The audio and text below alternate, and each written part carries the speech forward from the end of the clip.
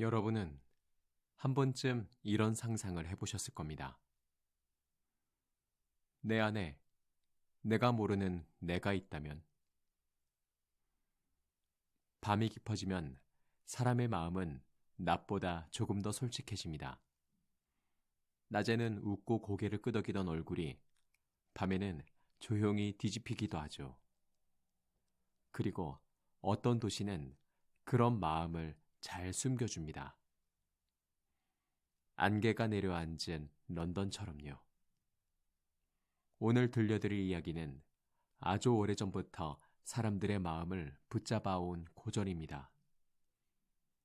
지킬 박사와 하이드 씨. 한 사람의 이름이 둘로 갈라지고 하나의 문이 두 세계를 나누는 이야기. 이 이야기는 괴물이 등장하는 공포담처럼 보이지만 끝까지 따라가고 나면 알게 됩니다. 정말 무서운 건 괴물이 아니라 괴물을 만들어낸 우리의 마음이라는 걸요. 그럼 런던의 밤길로 들어가 보겠습니다. 아주 작은 사건 하나로 시작되는 길입니다. 변호사 가브리엘 어터스는 습관처럼 걷는 사람이었습니다. 말수가 적고 타인의 비밀을 캐묻지 않으며 친구의 약점을 들쳐 웃는 법도 없는 그런 사람. 어느 일요일, 어터스는 친척 엠필드와 함께 늘 걷던 길을 걷습니다. 그 길엔 이상한 건물이 하나 있어요. 창이 거의 없고 문은 낡았는데 관리되는 흔적도 없는, 마치 숨기기 위해 존재하는 집 같은 문. 엠필드가 그 문을 보며 말합니다. 이 문에 얽힌 일을 알고 있어. 그리고 조심스럽게 한 장면을 꺼내놓습니다. 어느 밤, 늦은 시간. 길에서 한 남자가 아이와 부딪힙니다. 그런데 그 남자는 사과는커녕 아이를 질밟듯 밀쳐 넘어뜨리고도 아무렇지 않게 걸어갑니다. 비명과 울음, 사람들이 달려오고 분노가 모입니다. 누군가 그 남자의 발을 잡습니다. 사람이면 그럴 수 있나? 그 남자는 이상하게도 평정심을 잃지 않습니다. 불쾌할 만큼 차분하게 돈으로 해결하겠다고 말하죠. 그리고 그가 내민 수표. 수표엔 다름 아닌 지킬 박사의 이름이 적혀 있습니다. 어터슨의 표정이 조금 굳습니다. 지킬 박사는 런던에서 존경받는 의사였습니다. 평판이 좋고 부유하며 자선에도 적극적인 사람. 그런 사람의 이름이 왜 이런 사건에. 며칠 뒤 어터슨은 우연히 아닌 걸 하나 더 발견합니다. 지킬 박사가 작성해둔 유언장. 거기엔 믿기 어려운 문장이 들어 있습니다. 만약 내가 죽거나 사라지면 내 재산 전부 에드워드 하이드에게. 어터슨은 종이를 내려놓고 오래 생각합니다. 하이드. 처음 듣는 이름인데 이미 목덜미가 서늘해지는 이름. 협박일까? 협박이라면 왜 지킬은 침묵하지? 아니면 더 끔찍한 무언가가? 그날 밤 어터슨은 결심합니다. 하이드라는 남자를 직접 만나보겠다고. 어터슨은 며칠 동안 하이드가 드나드는 곳을 지켜봅니다. 그리고 마침내 그 남자를 마주합니다. 에드워드 하이드. 키는 크지 않고 얼굴이 특별히 흉측한 것도 아닌데 가까이 다가오는 순간 이상하게 숨이 막힙니다. 어터슨은 그 느낌을 뭐라 부르기 어렵습니다. 기형이라기보다 불편함이라기보다 그보다 더 원초적인 저 사람은 위험하다는 직감. 하이드는 눈을 마주치고도 눈빛이 흔들리지 않습니다. 그리고 어터슨이 조심스럽게 말하죠. 지킬 박사와 어떤 관계입니까? 하이드는 웃습니다. 아주 짧게. 그러나 사람을 거슬리게 하는 방식으로. 관계라. 필요할 때 만나는 사이지요. 그가 말하는 필요라는 단어가 어터슨의 귀에 오래 남습니다. 필요. 도대체 무엇을 필요로 한단 말인가? 어터슨은 지킬을 찾아갑니다. 지킬은 여전히 온화하고 예의 바르고 지적인 사람처럼 보입니다.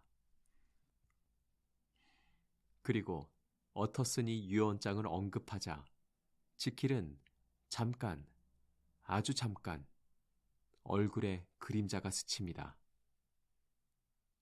걱정하지 마. 내가 책임질 수 있어. 하이드는 내가 곤란할 때를 대비한 인물이야. 더는 묻지 말아줘. 어터슨은 그 말이 더 불안합니다. 사람은 보통 자기 인생을 망칠 수 있는 이름을 대비라고 부르지 않으니까요. 그리고 어터슨은 또 하나를 봅니다. 지킬의 집. 정문은 밝고 단정합니다. 그런데 뒤편엔 엠필드가 말했던 그 낡은 문과 연결된 듯한 어두운 출입구가 있어요. 마치 집이 두 개의 얼굴을 가진 것처럼. 그 문이 이야기의 심장이란 걸 어터슨은 아직 모릅니다. 시간이 조금 흐른 뒤 런던에 끔찍한 소식이 퍼집니다. 어느 밤 존경받는 노신사 댄버스 커루경이 길에서 무참히 살해됩니다. 단순한 강도가 아니라 분노가 폭발한 듯한 폭력이 남긴 흔적. 평범한 사람이라면 그렇게까지 할 수 없을 정도의 잔혹함. 목격자는 말합니다. 그 남자는 마치 사드낙을 한꺼번에 터뜨리는 것처럼. 그리고 경찰이 찾은 단서. 살인 도구로 쓰인 지팡이의 일부. 어터슨은 그 파편을 보는 순간 손끝이 차갑게 굳습니다.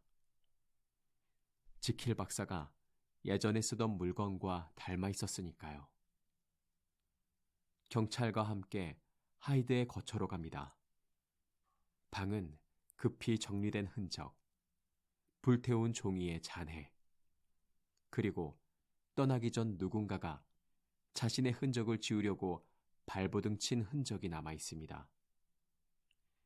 하이드는 도망쳤습니다. 그리고 지킬은 며칠간 사람을 만나지 않습니다. 어터슨이 지킬을 찾아가자 지킬은 확실히 달라져 있습니다. 얼굴엔 피곤함이 드리워져 있고 그럼에도 억지로 밝은 표정을 하죠. 이젠 끝났어. 하이드는 사라졌어. 다시는 돌아오지 않을 거야. 어터슨은 그 말이 기도처럼 들립니다. 사실이기보다 바람에 가까운 말. 그날 이후 지킬은 한동안 정상으로 돌아온 듯 보입니다. 사람들을 만나고 웃고 식사를 하고 마치 모든 게 정리된 것처럼. 하지만 밤의 런던은 늘 그렇듯 끝난 것처럼 보이는 일에 조용히 불씨를 숨겨둡니다.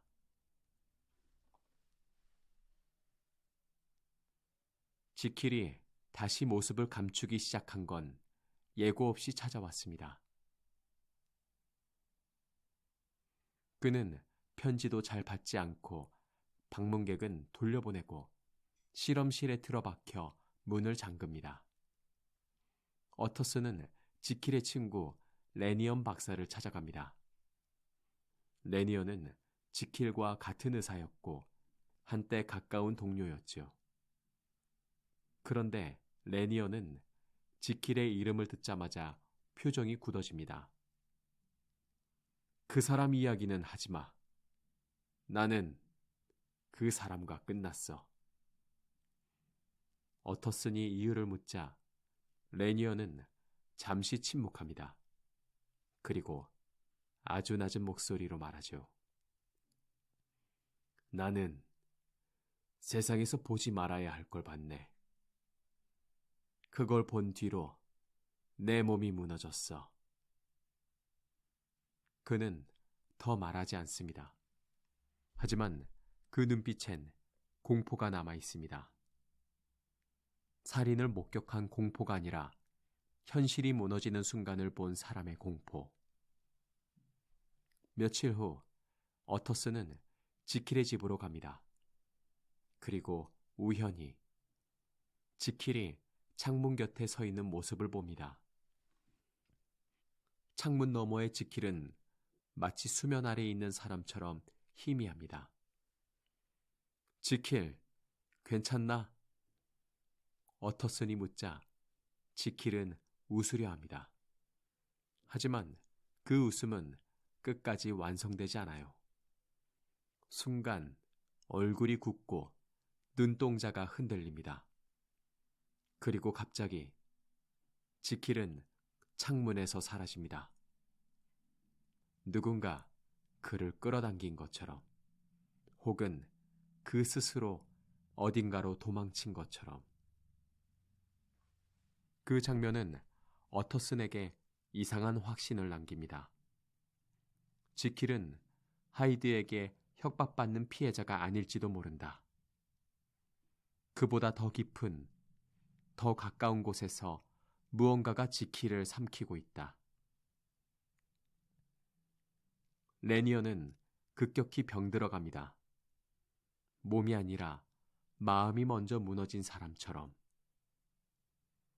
그는 어터슨에게 봉투 하나를 남깁니다. 내가 죽은 뒤 정해진 시간이 되면 열게.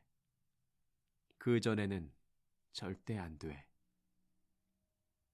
봉투는 봉인되어 있고 마치 진실 자체가 봉인된 것처럼 무겁습니다. 얼마 뒤 레니언은 세상을 떠납니다. 어터슨은 약속대로 봉투를 엽니다. 그리고 그 안에서 레니언의 진술을 읽기 시작하죠. 내용은 이렇습니다. 어느 밤 레니언은 지킬에게서 급한 편지를 받았습니다. 내가 죽느냐 사느냐에 달려있다. 어떤 남자가 내 집에 실험실로 와서 상자를 가져갈 것이다. 그 상자를 절대 열지 말고 그 남자에게 넘겨달라. 그 남자가 찾아옵니다. 하이드였습니다. 레니언은 본능적으로 거부감을 느끼지만 편지의 절박함 때문에 약속을 지키기로 합니다. 하이드는 상자를 열고 약품을 꺼내 그 자리에서 혼합합니다. 그리고 완성된 액체를 망설임 없이 단숨에 마셔버립니다. 그리고 레니언의 눈앞에서 하이드는 변합니다.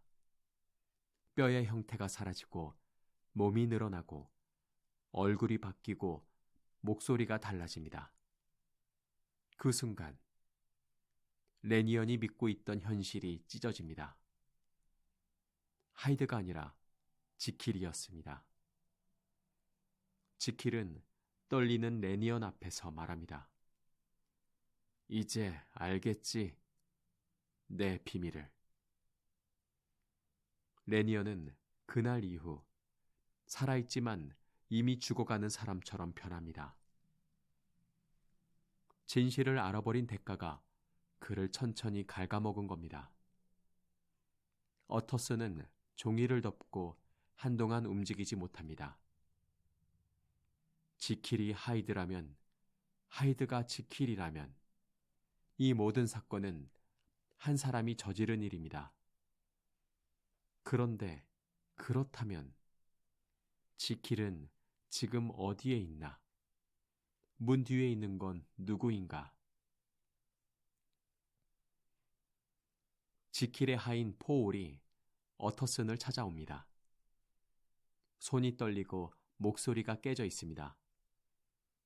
선생님, 주인 어른이 아닙니다. 실험실 안에서 들리는 목소리가 주인 어른의 목소리가 아니에요. 어터슨과 포올은 지킬의 집으로 달려갑니다. 실험실 문은 잠겨 있고 안에서는 누군가가 다급히 움직이는 소리가 납니다. 어터슨이 부릅니다. 지킬 박사, 저입니다. 어터슨입니다. 안쪽에서 대답이 옵니다. 하지만 그 목소리는 너무 높고 너무 급하고 너무 낯섭니다. 약을 가져와. 제발, 문은 열지 마. 포올은 속삭입니다. 저 목소리는 하이드입니다. 어터스는 잠깐 망설입니다. 문을 여는 순간 인생이 바뀔 수 있다는 걸 알기 때문이죠. 하지만 이미 바뀌어버린 인생이 문 뒤에서 숨쉬고 있습니다. 결국 그들은 도끼로 문을 부숩니다. 문이 열리고 실험실 한가운데에 한 남자가 쓰러져 있습니다. 그 남자는 하이드입니다. 얼굴은 경련처럼 굳어 있고 손에 빈병이 떨어져 있습니다. 독약. 자살한 겁니다.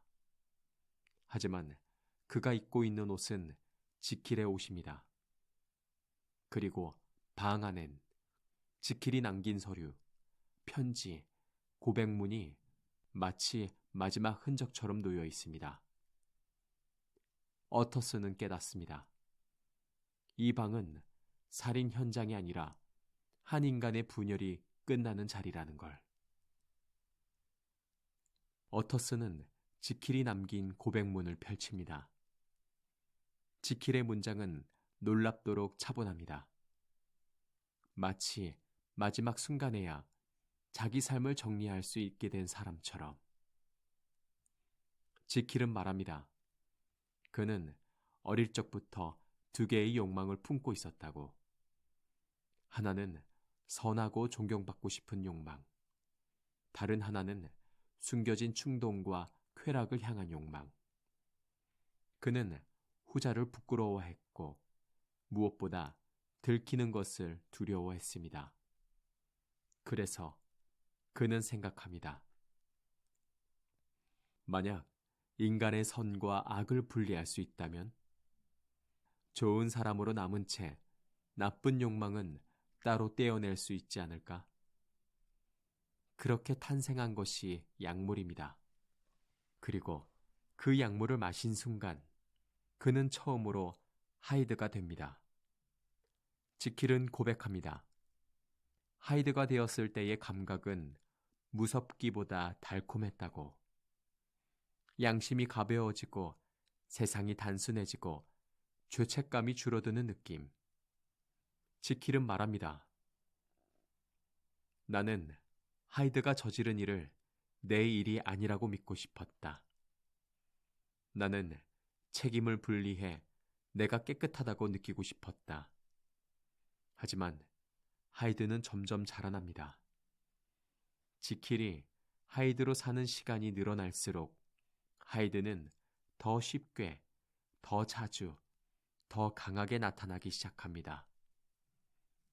그리고 마침내 지킬은 약을 먹지 않아도 하이드로 변해버리는 순간을 맞습니다. 그것은 선택이 아니라 발작입니다. 이제 몸은 그의 소유가 아닙니다. 지킬은 다시 약을 찾습니다. 하지만 어느 날부터 약이 효과를 내지 않습니다. 재료가 달라졌는지, 불순물이 섞였는지, 어떤 미세한 차이가 그를 지킬로 돌아오지 못하게 합니다. 지킬은 방 안에 갇힙니다. 그 문을 잠그고 사람을 피하고 자신이 하이드로 변해 또 누군가를 해치지 않도록. 그러나 하이드는 살아남고 싶어 합니다. 하이드는 계속 약을 요구합니다. 하이드는 밖으로 나가고 싶어 합니다. 하이드는 더 많은 폭력을 꿈꿉니다. 마지막 순간, 약이 바닥나고 지킬은 깨닫습니다. 이제 남은 건 하나뿐입니다. 하이드를 죽이면 지킬도 죽는다. 하지만 하이드를 살리면 세상이 더 많이 죽는다. 그래서 실험실 바닥에서 발견된 시신은 하이드의 자살이자 지킬의 마지막 선택입니다. 어터스는 고백문을 덮습니다.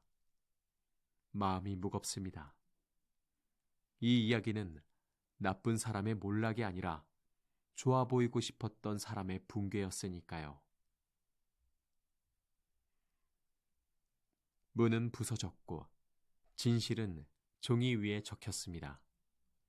하지만 이상하게도 이야기는 거기서 끝나지 않습니다. 지킬 박사와 하이드 씨가 무서운 이유는 괴물이 있다가 아니라 괴물은 어디서든 태어날 수 있다는 점 때문입니다. 우리는 종종 자기 안의 어두운 마음을 없는 척하며 살고 싶어 합니다. 그 마음을 들키지 않기 위해 더 완벽한 얼굴을 쓰기도 하죠. 하지만 이 이야기는 속삭입니다.